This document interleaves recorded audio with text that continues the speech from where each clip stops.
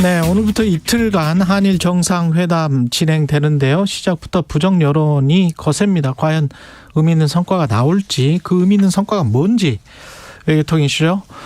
국민의힘 윤상현 의원과 이야기 나눠보겠습니다. 안녕하세요. 예, 안녕하세요. 윤상현 의원입니다. 예, 한일 정상회담 우려가 좀 많습니다. 기대보다는 우려가 좀 있는 것 같은데 어떻게 생각하세요?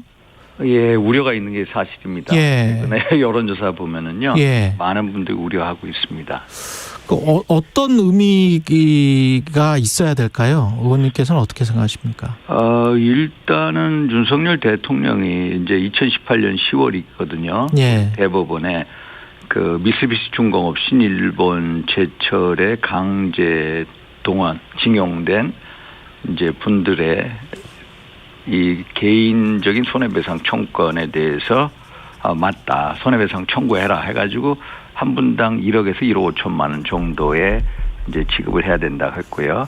그래서 사실 법원에서 이제 현금화 단계까지 가지 않았습니까? 예. 그러면 그거에 대해서 한일 간의 파국을 맞이할 수밖에 없으니까 결국 윤석열 대통령이 대승적인 결단 차원에서 판결금과 이자 분에 대해서 강제징용 재단, 우리 행안부 산하죠. 거기서 이제 모금을 해서 이제 지불하는 걸로 했고, 구상권, 일본 기업에 대해서 구상권을 청구하지 않는다. 이게 이제 핵심이거든요. 그렇죠. 이런 거에 대해서 왜 일본 전범 기업들이 왜 사죄도 안 하고 왜 이 손해배상도 안 하느냐, 해야 되는 거 아니냐. 예. 이런 거에 대한 반발입니다. 그렇죠. 근데 사실 일본은 항상 줄곧 입장이 1965년 한일 기본 조약하고 청구권 협정에 의해서 이제 이 청구권 문제는 일단락 됐다라고 계속 주장을 해 왔고요. 예. 또 한국과 일본 정부가 계속해서 그 입장을 받아들인 것도 사실입니다. 노무현 정부 때도 마찬가지로 이제 개인의 손해배상 청구권이 있지만 사실상 손해배상 청구를 할 수가 없다 해가지고 2007년도인가 제가 기억하고는 한 6,500억 가량의 이제 그 지급을 강제징용 피해 당한 분들한테 지급한 경우도 있었거든요. 예. 그런데 이제 2018년 10월에 갑자기 대법원에서 이제 판결이 통해서 이제 예. 그게 나서 결국 일본 정부는 국제법 위반이다 이렇게 나오는 거고 예. 우리는 법원이 그렇게 판단을 내렸으니까 결국 국제관계하고 대법원 판결이 이제 서로 저촉되지 않습니까? 그렇죠. 그래서 고육지책으로 현실적인 대안으로 이제 강제징용 재단을 통해서 이제 지급하는 걸로 이렇게 낸 겁니다. 근데 요미우리 신문 인터뷰 지금 9면에 걸친 요미우리 신문 인터뷰에서는 좀 더 많이 예. 나간 것 같단 말이죠. 이게 지금 나중에 구상권 행사로 이어지지 않을 만한 해결책이다라고 이야기하면서 일본의 우려를 좀 다독이려고 했고, 그러니까 한국의 여론을 다독인다기보다는 계속 일본 쪽으로 방향이 가고 있는 거 아닌가 뭐 이런 느낌이. 일본 쪽의 입장을 틀어줬다. 예. 이제 그런 비판을 하는데 예. 한일 관계 이 역사를 보면 그렇게 보기도 어렵습니다. 이게 구상권을 청구한다. 이게 쉬운 문제가 아니거든요. 일본 정부가 구상권 청구에 대해서 일본 기업으로 절대로 못하게 하고 만약에 이런 식으로 가면은 한일 관계는 돌이킬 수 없다라는 이제 강경한 입장을 취하고 있기 때문에 이게 마땅한 해결책이 없습니다. 아니 근데 지금 한일 관계가 뭐 돌이킬 수 없다라고 지금 말씀을 하셨는데 예. 한일 우리가 지금 국교 이미 뭐 국교가 뭐 끊어진 것도 아니고 예. 사람들이 왔다 갔다 왕래를 하고. 근데 이제 왕래하고 그렇습니다만은 예. 이제 사실 최근에 예. 북한 문제 그러니까 급박하지 않습니다. 예. 북한의 이제 핵 미사일이 너무나도 고도화됐어요. 그러니까 한국과 일본 간의 북핵 미사일 공조를 전략적 공조가 긴급한 상황이거든요.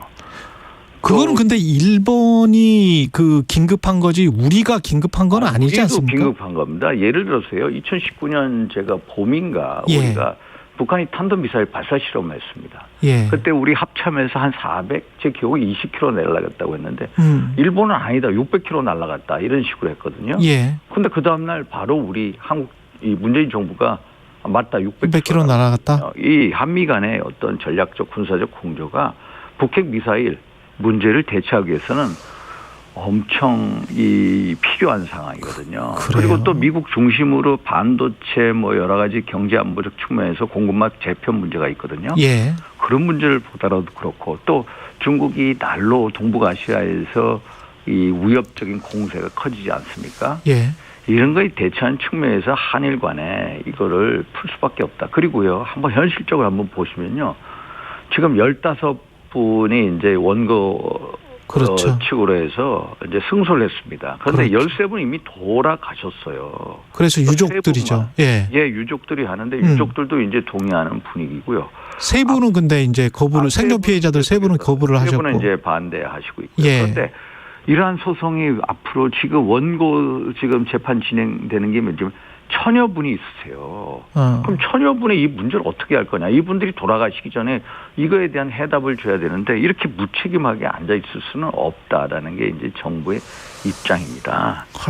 그럴까요? 예. 정말로 난감한 사항입니다. 이게. 근데 구체적으로 우리가 그쪽에서 뭔가 뭐 어떤 사과를 받든지 아니면은 뭐 최소한 어떤 다른 것들 그 독도 영유권 주장이나 뭐 이런 거는 매년 하잖아요. 예, 동도 영유권. 예. 그러니까 뭐 그런 거를 안 하겠다라고 하든지. 예, 일본이 예를 들어서 이제 1995년 무라야마 다마 이제 전후 50주년 다마에서 이제 일제 식민 지배에 대해서 우리에게 다대한 이 고통, 손해를 가한 거에 대해서 통절한 반성과 마음으로부터 사죄를 하겠다. 해가지고 이제 역사적으로 계속 과거에 사죄를 해왔거든요. 예. 그래서 기시다 후미오 총리도 이 문제에 대해서 통절한 반성과 마음으로부터의 사죄 이 얘기를 꼭 윤석열 대통령이 언급을 해야 됩니다. 그리고 더 나아가서 일본 전범 기업들이 과거사에 대해서 강제 동원, 이제 인권 침해 이 문제에서도 사죄를 하고 또 어떤 이제 이 강제징용 재단에 이제 기금 모금에 이제 응한다든지 아니면 미래 청년 기금에 든다든지 뭐 이런 식의 이제 조치가 있어야 될 것으로 봅니다. 알겠습니다. 당내 현안으로 좀 가겠습니다. 지금 저 새 지도부 당직 인선은 연포탕이 맞습니까? 연포탕으로 보기엔 좀 아쉬운 점이 많습니다. 솔직히. 어떤 점에서요? 우리 사무총장 이철규 의원, 뭐 조직 부총장들, 뭐 박성민, 배현진 의원, 뭐 이런 분들이 전부 친윤계고요. 또 뭐 강대식 최고위원을 해서 친유승민계다 얘기했지만 이분도 이제 전당대 지난번에 나경원 의원 연판장에 서명한 분이고요. 그래서 연포탕과는 거리가 있어 보이는 게 사실이고요. 그래서 이 문제에 대해서 만약에 연포탕을 했다면은 김기현 대표께서 좀 더 전향적으로 저는 이런 생각을 합니다. 그때 이제 그 뭐 안철수 후보나 황교안 후보나 천하 후보 등의 의견을 들어서 어떤 이제 당직 인선했으면 그런 아쉬움. 그렇죠? 혼자 하지 않고. 이런 게 연포탕 인사죠. 그러니까 이게 그래서 이제 당정 일체 계속해서 친윤계 지도부 일세가 아닙니까? 그러니까 당직 인선도 어떻게 보면 혼연일체를 택한 게 아니냐.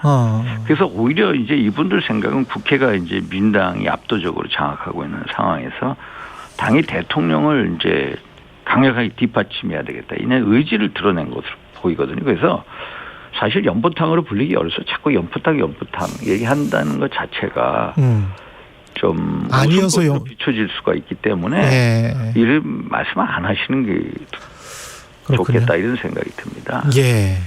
그리고 대통령과 월 2회 정기 회동을 한다는데 그 언론은 이러다가 이제 잘못하면 안 그래도 뭐 윤심이 많이 작용했다는 이야기를 들었는데 용산 출장소 되는 거 아니냐 뭐 이런 이야기가 나오고 있습니다. 이제 사실 김기현 대표가 윤심 우리에 기대서 대표가 된 건 사실입니다. 솔직히 53% 전당대회 득표율이 53%거든요. 그런데 3개월 전만 하더라도 3%에 출발해서 53이 됐습니다. 이거는 뭐 친윤계나 뭐 윤심의 이제 작용으로 볼 수밖에 없고요. 그래서 수직적인 당청 관계, 뭐 이제 용화대 대통령실의 이제 하속 기간 이런 거에 대해 우려가 있는 것도 사실입니다만 저는 이제 김기현 대표가 그렇게 그런 거에 끌려갈 뿐 아니다. 이분도 자기 나름대로 어떤 이제 철학이나 이제 고집도 있는 분이거든요. 그래서 특히 특히 중요한 게 내년도 총선 승리. 그거에 따라서 대표의 명운이 갈리거든요. 그렇죠. 그런데 본인이 이런 수직적인 당청 관계의 주인공이 된다? 본인 스스로 납득하기 어려울 거고요. 그런 수직적인 당청 관계를 통해서 유권자분들이 표를 줄 거냐? 표를 주지 않을 거라 봅니다. 그래서 김기현 대표의 어떤 리더십에 달렸다. 본인도 이런 위험성, 우려에 대해서 잘 알고 있다고 봅니다.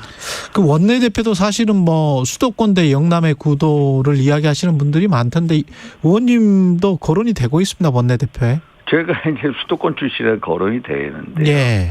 그런데 아시다시피 지금 수도권에 우리 국민의 의석수가 거의 없지 않습니까? 그렇죠. 예. 121석인데요. 지난 그 21대 총선에서 서울 49개 의석 중에 8개. 그 당시 미래통합당이죠. 국민의힘 전시 8개밖에 못 얻었습니다. 41개 민당에 갔습니다. 41대 8이죠. 경기도 59석 중에 우리 그 미래통합당 의석이 그 당시에 7석 얻었고요. 인천이 13개 의석 중에 1석 얻었습니다. 제가 무소속 1석을 보태서 121석 중에 17개 의석이거든요. 예. 수도권이 참패를 당해요. 그 수도권에 대약진이 필요하거든요. 예. 또 지금 민당 지도부 보면은 이재명 대표나 그 최고위원 전원이 수도권 일색이고요. 그 원내 지도부 전부 수도권 의원입니다. 예. 그래서 수도권의 총선에 있었을 때 전 약진이 필요한데 이 지도부에 수도권 민심을 아는 처절하고 절박한 민심을 아는 분들이 거의 없어요. 그래서 원내대표는 수도권 출신이어야 한다. 그래서 이제 수도권 출신원이 계속 이제 힘을 받고 있는 게 사실이고요. 예. 저 같은 경우는 이제 수도권 출신이지만 또 충청 출신이 수도권 의원이고. 예. 또 뭐 외교 경제통이고 뭐 이제 비윤계나 뭐 친명계하고도 대화가 된다 해서 이제 그런 얘기가 있는 것도 사실입니다. 그럼 나가실 거예요?